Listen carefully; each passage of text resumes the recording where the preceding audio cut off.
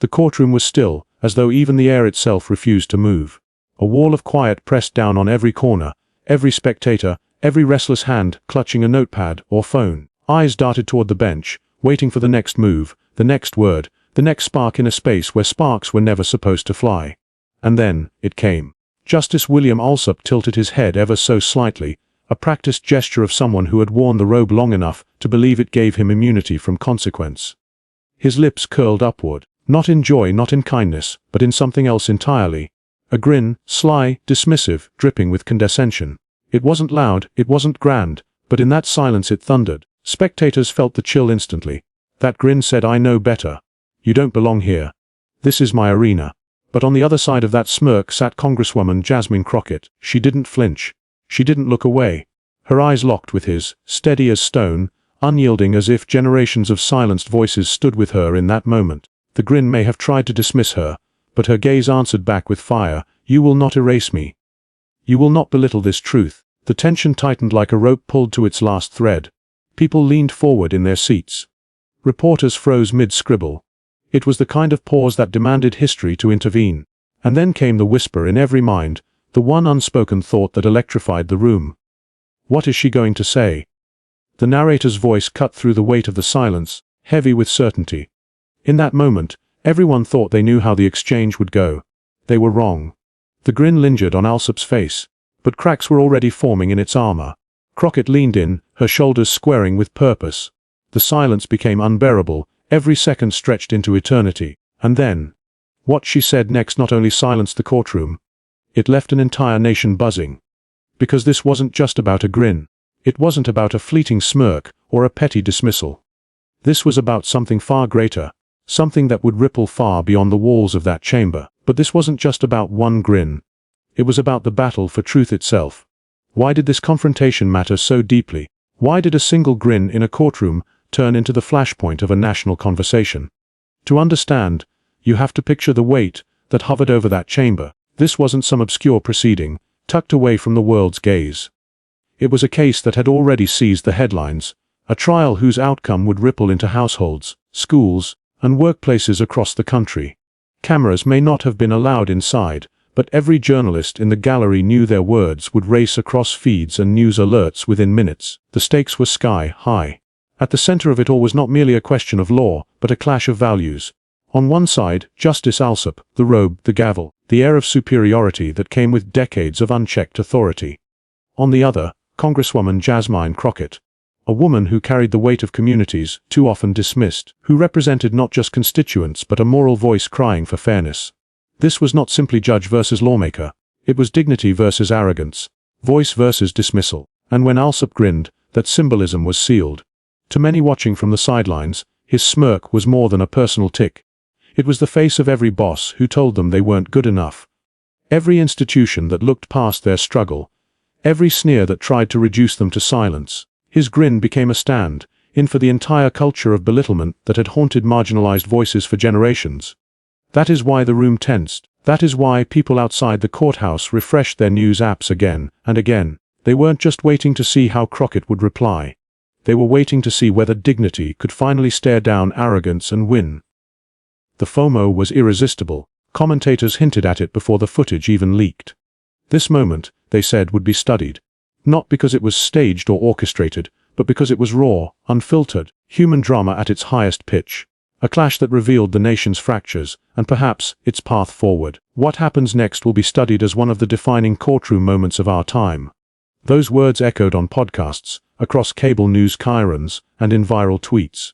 People who had never cared about judicial hearings before suddenly couldn't look away. Because deep down, the stakes were never just about Crockett holding her ground against a grin. They were about whether America itself could live up to the ideals it professed: equality, fairness, the idea that every voice matters. If she faltered, if the grin held its power, it would affirm the cynicism that so many already carried. But if she stood tall, if she could cut through arrogance with truth, it would give hope to millions who had grown tired of being told to sit down and stay quiet.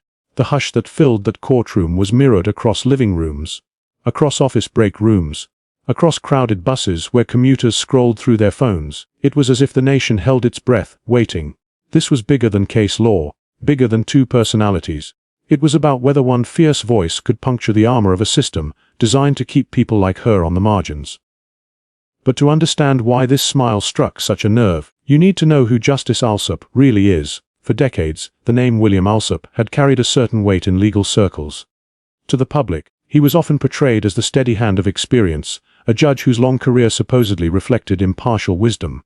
His resume sparkled with accolades. Newspaper profiles painted him as a guardian of the law, a man whose decisions shaped industries, and whose voice commanded respect from the most powerful corporations in America. From a distance, his reputation gleamed like polished marble.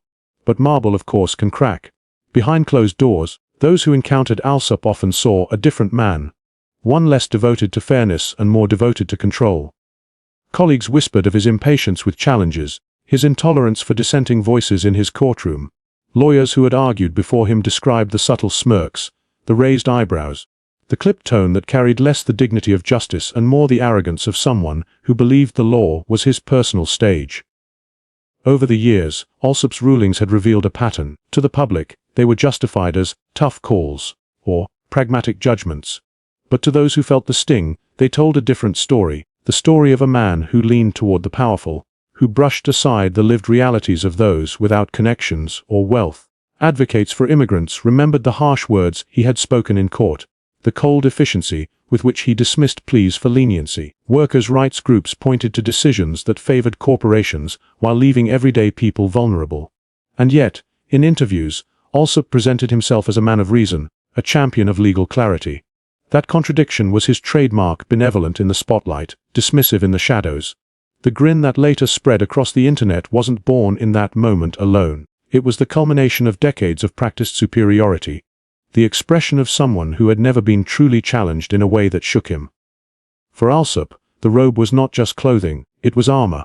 It insulated him from criticism, elevated him above accountability. He believed, perhaps honestly, that no one could pierce it.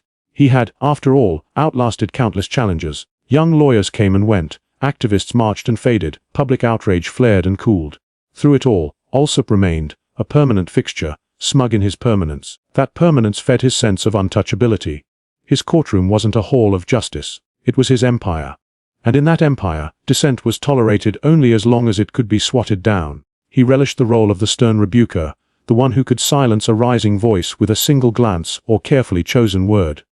To many, that was the defining image of Alsup, not the wise arbiter, but the man who leaned back in his chair, smirk tugging at the corners of his mouth, certain that no argument could destabilize him.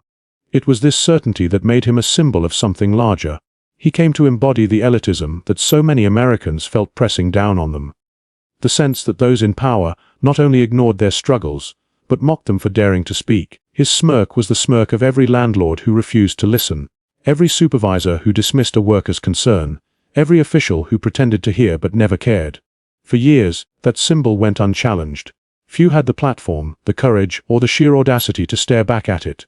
People grumbled, advocates fought. But the image of Alsup's control remained intact.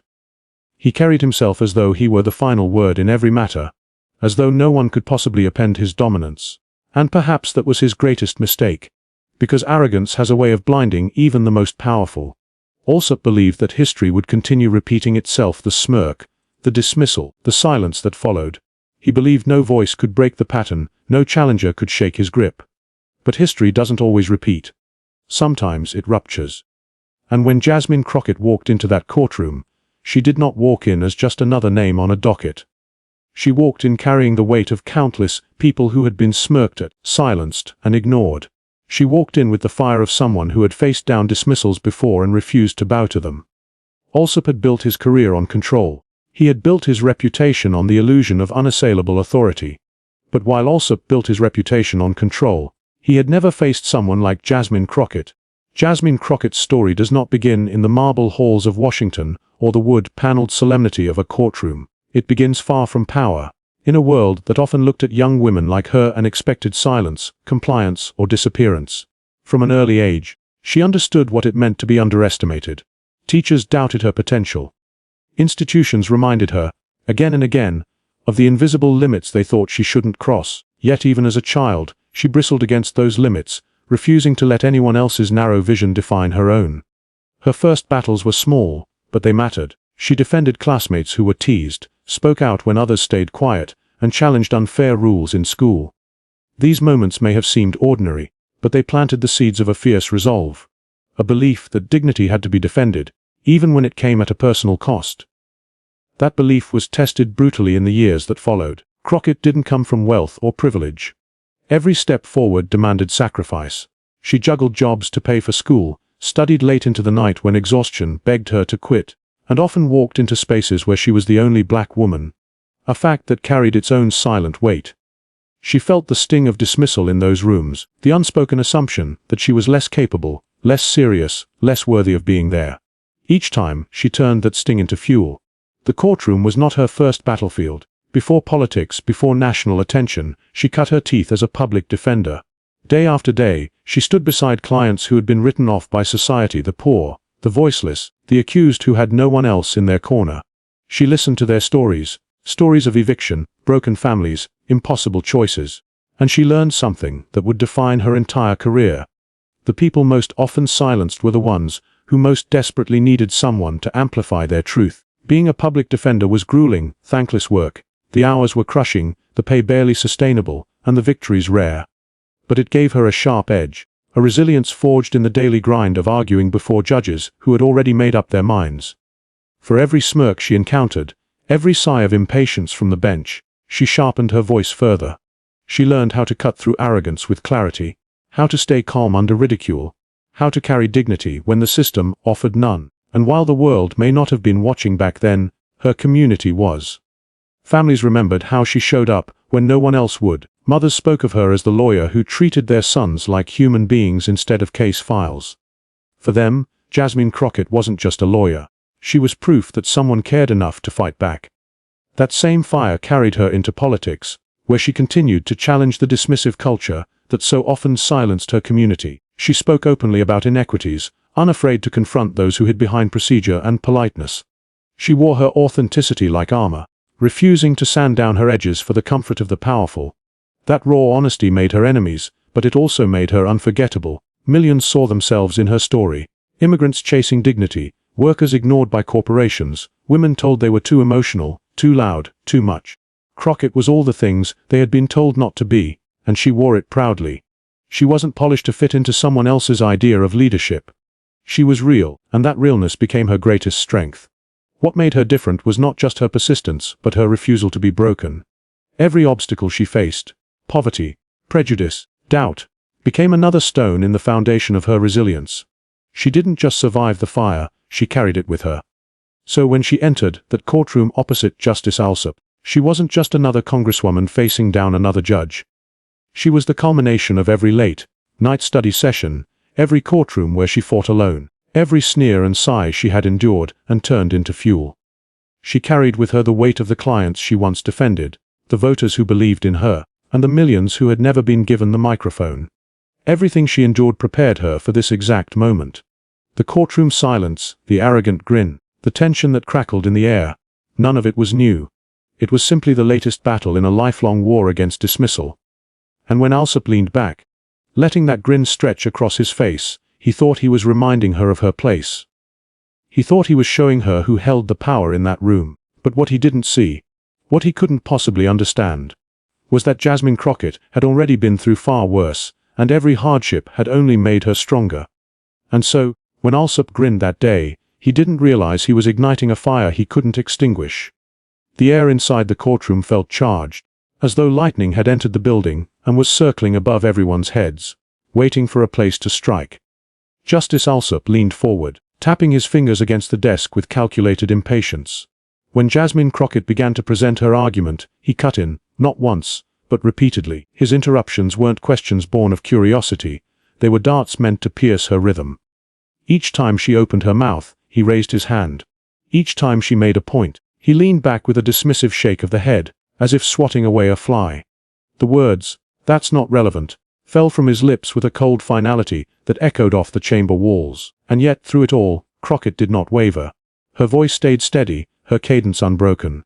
When he interrupted, she paused, looked him in the eye, and then picked up her point exactly where she had left off. As though his attempts at derailing her were nothing more than background noise. That composure was not weakness. It was strategy. She understood the theater of power. She knew that every eye in that room was watching not only what she said, but how she carried herself. Alsup noticed too. His grin, the same grin that had already sent waves through the crowd, grew wider. It twisted into something openly mocking, a silent declaration: "You can't rattle me. You don't belong on this stage." His smile was not one of amusement, it was a weapon, sharpened by years of habit, wielded to make others falter. But this time, something was different, because instead of flinching, Crockett's stillness became louder than any words. She didn't match his grin with anger or panic. She met it with silence and unbreakable poise. Her calm began to expose his arrogance, turning his smirk from confidence into caricature. It was as if the harder he tried to belittle her, the smaller he became in the eyes of the audience. Spectators shifted in their seats, sensing the tide changing. Reporters scribbled furiously, capturing the clash of wills that was now more captivating than any legal argument could ever be. The tension had become a performance, a duel where every raised eyebrow, every subtle pause, carried the weight of a sword strike. Narrator. The grin wasn't just a smile, it was a challenge. In that moment, it stopped being about legal citations or procedural details. It became about dominance, about whether arrogance could outshine dignity, whether condescension could suffocate truth. And everyone watching knew they were witnessing something extraordinary. Alsup leaned back in his chair, arms folded, the grin fixed like armor. He believed the posture of superiority would hold. He believed the robe still shielded him. But the murmurs in the courtroom told another story. People weren't reading strength in his body language anymore. They were reading insecurity, the overcompensation of a man who felt his control slipping away. And Crockett knew it too. Her eyes never left him. Her voice remained steady, each word a deliberate strike that chipped away at the farce aid. With every calm rebuttal, the energy in the room shifted further toward her. It was no longer the judge holding the stage, it was her. The pause stretched, the tension thickened. The grin wavered, just slightly, just enough to be noticed. The audience leaned forward, hearts pounding, breaths held in unison. They knew, instinctively, viscerally, that something seismic was about to happen. Then, with the room hanging on her every word, Jasmine Crockett struck. The silence before Jasmine Crockett spoke felt like the breath before a storm. The courtroom, moments earlier alive with interruptions and the sharp tension of a duel, now hung suspended in an unnatural stillness.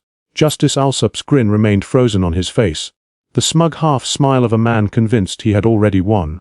But Crockett leaned forward, her posture steady, her eyes locked onto his with a quiet intensity that carried more power than any raised voice ever could. Her first words came low, measured, deliberate. "Justice Alsup," she said, each syllable crisp. "You've interrupted me 6 times in the span of 5 minutes. You've dismissed every attempt I've made to present my case, and yet, not once, have you addressed the facts I've laid before this court." A ripple ran through the gallery. Murmurs.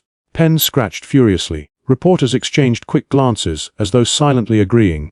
This is the moment. Crockett let the silence linger after her statement, forcing the weight of her words to settle into every corner of the room. The effect was cinematic. With each pause, anticipation thickened. Every observer leaned closer, unable to look away. She continued. "What's at stake here isn't my ego. It isn't your grin. It's the rights of people who have been told their voices don't matter. People who've been dismissed, ignored, and silenced by those who smile while holding the gavel." Gasps. A hand shot over someone's mouth in the back row. One reporter whispered to another, "She's not just addressing him, she's addressing the nation." Alsup's grin twitched, a subtle crack in the armor. Crockett pressed forward. "You see, I've stood in too many rooms like this one. Rooms where power tries to masquerade as wisdom, where arrogance dresses itself in robes. But power without truth crumbles, and arrogance without justice collapses under the weight of its own emptiness." The silence that followed felt almost holy. Then came the whispers, the shifting seats, the stunned faces of an audience realizing they were witnessing something historic. She paused, scanning the gallery, letting the eyes of the public carry her momentum. Then she turned back to Alsup. "You smiled when I spoke, as though my words were a nuisance. But what you fail to see is that my words don't belong to me alone. They belong to every person who has ever been silenced by someone who thought a grin could erase their truth." The grin was fading now, slipping from Alsup's face as though the muscles could no longer hold it. Crockett delivered the next blow like a hammer striking steel. "You can interrupt me. You can grin at me, but you cannot erase me. You cannot erase the truth. And you cannot erase the people I stand for." The room erupted in a collective gasp, followed by an audible hush as if the air had been sucked from the building. A woman in the gallery whispered, "She shut him down." Narrator. It was more than an argument. It was a dismantling. And dismantling it was. Crockett's words weren't just rebuttals. They were revelations. Every sentence peeled back the veneer of authority that Alsup had cloaked himself in for decades. The robe, the gavel, the grin. They no longer looked like symbols of control. They looked like relics of an outdated arrogance being shattered in real time. She shifted gears, weaving facts with moral conviction. "Let's return to the evidence," she said, her tone sharpening. "You've dismissed it, but the record is clear. The statistics don't lie. The precedents stand firm. The law, the very law you swore to uphold, demands recognition of these truths. To deny them is not only unjust, it's un-American." The courtroom fell into stunned silence. Crockett's delivery was unflinching, her logic airtight. She was not merely appealing to reason, she was invoking the conscience of a nation. One by one, she layered her points. Each fact came with a pause. Each pause was followed by the soft intake of breath from the audience. The rhythm was hypnotic, devastating. Fact. Silence. Gasps. Fact. Silence. Murmurs. Fact. Silence. A collective realization spreading like wildfire. Alsup's grin was gone now. His jaw tightened. His eyes narrowed, searching for an interruption, a way back into control. But none came. The silence after her words was too commanding, too sacred to break. If he spoke now, it would only confirm his unraveling. Crockett didn't let up. Generations before us fought for the right to be heard in this very kind of courtroom. And when I speak here, I speak for them too. Their voices echo through mine. Their struggles strengthen my resolve. Their dignity will not be mocked by a grin. The gallery broke into hushed affirmations. Nods, eyes wide, tears glistening. One spectator mouthed the word powerful. And then, with her final line, she delivered the coup de grace. "You may hold the gavel, Justice Alsup. But today, you do not hold the truth." Silence. Then a wave of whispers, gasps, even the sound of someone exhaling sharply, as though they had been holding their breath for minutes. Alsup's face had transformed. The smug smile was gone. In its place was the strained expression of a man cornered, his authority punctured by words too precise, too true, to be brushed aside. Narrator. Her words stripped him bare, revealing not a titan of justice, but a man unprepared for the force of truth when spoken without fear. The energy in the room shifted entirely. Crockett no longer looked like the challenger. She looked like the victor, the embodiment of resilience, the vessel of something larger than herself. Alsup, in contrast, looked smaller than ever. Diminished, his aura of control dismantled before an audience that would never forget the sight. But Crockett wasn't smiling. She didn't bask in triumph. Her face carried the gravity of someone who understood that this moment wasn't hers alone. It belonged to those who had been silenced, dismissed, underestimated. It was their victory she was voicing, their dignity she was reclaiming. The courtroom, once tense with the battle of wills, now pulsed with the awareness of having witnessed history. This wasn't just a clash. It was a shift, the kind of moment that reverberates beyond walls, beyond rulings into the bloodstream of a nation hungry for truth. And just when it seemed the confrontation had reached its peak, the narrator's voice cut through. But if Alsup thought the humiliation would end there, he was wrong. The ripple effects were only beginning. The moment Jasmine Crockett's words struck, the courtroom may have fallen silent, but outside those walls, the world was anything but. By the time the gavel came down to adjourn, the first clips had already made their way online. Within an hour, hashtags flooded timelines. A grin shattered, for Crockett clapback, truth on trial. What had been a fleeting smirk in a hushed chamber transformed into the image of arrogance undone, replayed, recaptioned, re-imagined by millions. The grin became a meme almost instantly. Split-screen edits paired Alsup's smirk with the exact moment it faded. GFs looped Crockett's piercing stare, timed perfectly to captions like, "When you underestimate the wrong one." TikTok creators set the exchange to dramatic music, some even splicing in historic speeches, framing her rebuttal as part of a larger lineage of resistance. By midnight, it wasn't just a trending topic, it was the conversation. Major outlets interrupted regular programming. CNN replayed the exchange with analysts calling it a defining clash of power and principle. MSNBC rolled a chyron that read, "Crockett's counterpunch, a courtroom moment for the ages." Even networks usually hesitant to spotlight courtroom drama couldn't resist the spectacle. Clips ran on repeat, dissected frame by frame like the Zapruder film of judicial arrogance. Celebrities joined in. An Oscar-winning actor tweeted, "I've been on stages my whole life, but I've never seen a performance as commanding as Rep. Jasmine Crockett's today." That was truth, unfiltered. A Grammy-winning singer posted aside, By side of Alsup's grin dissolving, captioning it. The look when you realize truth just body, slammed privilege. Within hours, her post had over 1 million likes. Commentators across the spectrum weighed in. Though the resonance was clear, Crockett had struck a chord that went far beyond the legal specifics of the case. For immigrant families, it was validation that their struggles weren't invisible. For marginalized voices, it was proof that calm conviction could break through smug dismissal. For progressives, it was a crystallizing moment, dignity triumphing over arrogance, live and unfiltered. Talk shows and podcasts scrambled to record emergency episodes. One host declared, "We've had viral courtroom clips before, but this felt like history." Millions didn't just watch it, they felt it. And indeed, the numbers bore that out. By dawn, the clip had crossed 50 million views across platforms. Newspapers called it the argument heard around the world. Young activists shared it in group chats like a rallying cry. Older generations emailed links to relatives, reminding them why they fought decades earlier. The validation was everywhere. Viewers from different walks of life echoed the same sentiment. She said what we've been trying to say. She spoke for us. In neighborhoods where courtrooms once symbolized exclusion, Crockett's words reverberated as a reclamation. Her stare down of that grin became shorthand for refusing to be diminished. Even skeptics of viral outrage admitted this moment felt different. It wasn't fleeting drama. It was the kind of scene that imprints itself into the cultural archive, the kind students would one day study not only as law but as theater, as politics, as identity. Yet, as the hashtags trended and the applause poured in, another truth hovered quietly, waiting to be acknowledged. Because this moment, for all its spectacle, wasn't just about the memes, the headlines, or even the viral vindication. It was about something deeper. Something that wouldn't fade when the news cycle moved on. Narrator. Yet beyond the memes and applause, there was a deeper lesson to be learned. As the days stretched beyond the courtroom and the headlines began to settle, what lingered was not just the sound of Jasmine Crockett's voice, but the weight of what it represented. The exchange with Justice Alsup wasn't merely a flash of political theater. It became a parable, a reminder carved into the cultural memory. Dignity outlasts arrogance, and truth has a way of silencing even the most mocking grin. Crockett herself framed it best when she spoke in an interview days later. With her usual calm, she reminded viewers that this was never about her ego or about winning a verbal spar.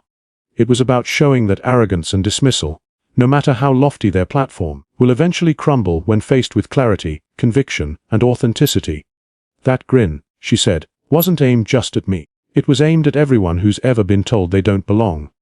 And my reply was meant for them too. In those words, the moment transformed from courtroom drama into a universal truth. Her calm rebuttal was more than a tactical victory.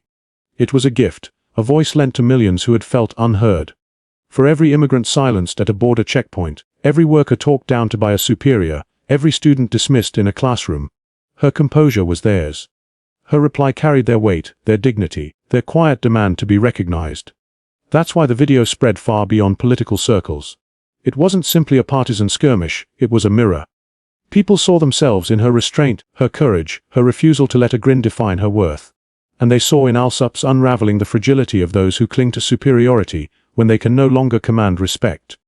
Narrator. Her words weren't just for that courtroom. They were for every person who has ever been underestimated. And that, perhaps, was the deepest resonance of all. The smile may have belonged to Alsup, but the victory belonged to countless others. Crockett showed that strength isn't measured by volume or by titles, but by the ability to stand tall when someone tries to shrink you. It's a lesson that extends far beyond politics. In families, in workplaces, in classrooms, in communities, the battle between dignity and arrogance plays out every day. And every time someone refuses to bend beneath mockery, they echo her stance. This is why people called it a defining moment. Not because one judge looked smaller, but because one voice made millions feel taller. And as history often reminds us, it's these sparks, moments where arrogance collapses before truth, that light the way forward. Narrator. And that's why this moment will be remembered long after the grin has faded. In the end, it was a grin that began the story. Smug, dismissive, sharpened by years of unchecked power, but it was Jasmine Crockett's reply that defined it. Calm, fierce, and unshakable, her words turned that smirk into a symbol of collapse. What started as mockery ended as a lesson. Arrogance may laugh, but dignity always has the final word. This wasn't just a courtroom clash. It was a reminder for all of us. Every time someone tries to diminish you with a look, a word, or a gesture, know that your truth carries more weight than their arrogance ever could. Crockett didn't just silence a grin. She reminded the nation that resilience, courage, and conviction can turn even the smallest voice into a force that commands attention. And now, it's your turn to carry that energy forward. Subscribe, and join the movement where truth always triumphs over arrogance. This channel is more than commentary. It's a community that celebrates dignity, justice, and the strength of voices too often underestimated. Share this video with someone who's been dismissed or doubted, and remind them their voice matters. Sometimes, all it takes is one moment of courage to change everything. And comment below, what does standing for truth mean to you? Your story might be the spark someone else needs to keep going, because long after Justice Alsup's grin has been forgotten, the memory of Jasmine Crockett's reply will live on, not as words in a courtroom, but as proof that truth, spoken with dignity, can silence even the loudest arrogance. Now the question is, how will you use your voice?